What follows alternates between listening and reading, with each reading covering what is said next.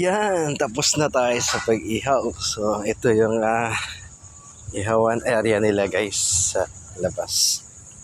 Ayan. Bali, tatlo.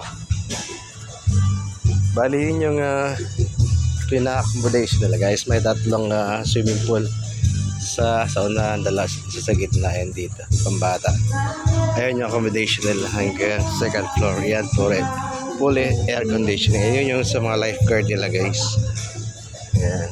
So sa umaga kapag may maliligo, may dalawa silang lifeguard dito.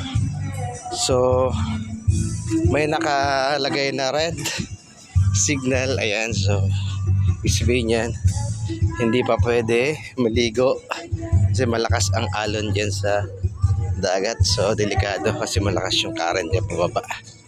Kaya hanggang lang, tingin-tingin lang, pasyal-pasyal. So napakalawak dito guys. Yan, so sa kabila, tabi-tabi to guys. So may cottage, dami ring bangka. Ayan, so close na rito pag gabi. Ayan, so napakalawak nitong dagat. Ang ganda ng buhangin dito guys, pino.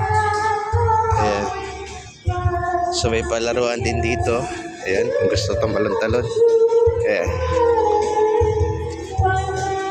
Ito. So maga maganda dito tumalon-talon.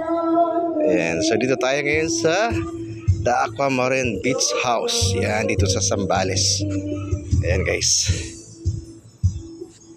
So ngayon solo namin yung resort. Kami lang ang nandito. Ayan. So kaya napakatahimik. So nagkataon na wala namang ulan. So maganda yung panahon ngayong gabi. Kaya ayan, pasyal-pasyal muna. Ang tahimik guys, no? Ayan, so ang gamit nila dito guys, yung iba mga solar na rin. Ayan.